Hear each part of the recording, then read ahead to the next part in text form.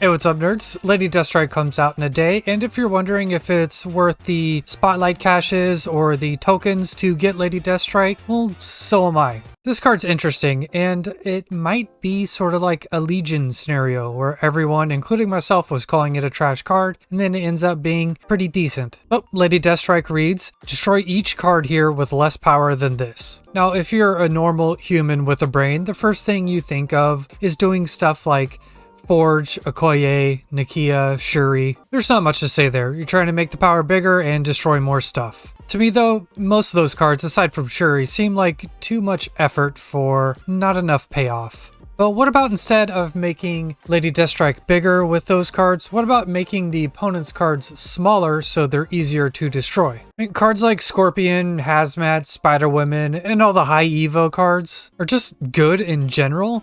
So what if you run them with a card like Lady Deathstrike? I mean, shrinking all the cards and afflicting them with negative power already helps you win the lane, but what if that wasn't enough and you just played a Lady Deathstrike and just straight up got rid of the things? And the last way you could think about this card is just, what about it at face value? What if it's just a 5/3 that kills things that's smaller?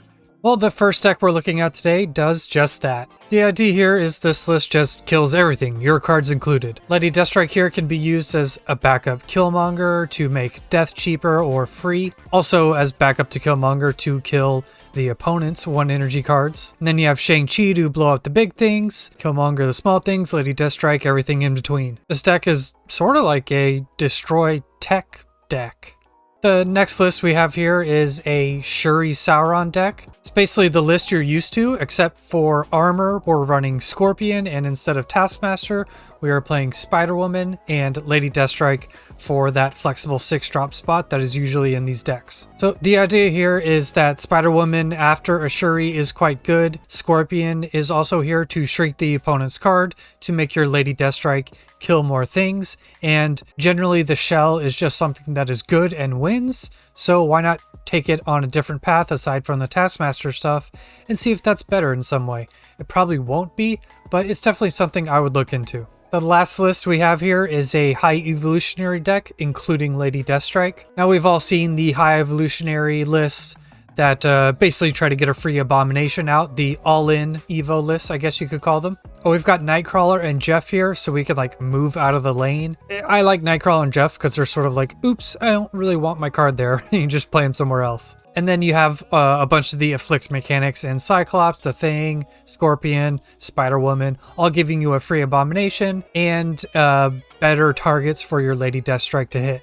Realistically, I think this might be the best place Lady Deathstrike would go, like the most like, oh yeah, this deck is good, and also this card just makes it a little bit better. Bing bang boop, it's a deck. So with all this being said, is Lady Deathstrike worth 6k tokens? No fucking way. That's insane. I don't think any cards are worth 6k tokens at this point that have come out in a long time. Maybe X23, but we're not there yet. But I wouldn't spend 6k tokens on Lady Deathstrike unless you're an absolute whale or a complete psychopath. You're gonna have to give me like Evo or Thanos to make me pay 6k tokens. But is it worth one spotlight cache? Opening one spotlight cache and maybe getting lucky? Just being like, screw it. Let's just open 1 or 2 here.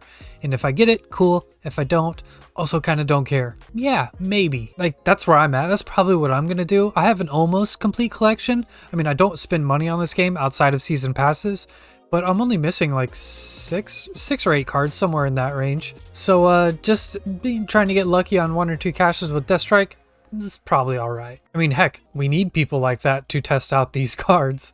Otherwise, no one will know if they're good or not until a couple months from now. But yeah, did I miss anything? Do you think I'm stupid? Probably. So let me know in the comments. If you got any cool ideas or thoughts outside of the things I mentioned here in the video, let me know in the comments down below. That's all I got though. Thanks for watching. Later, nerds.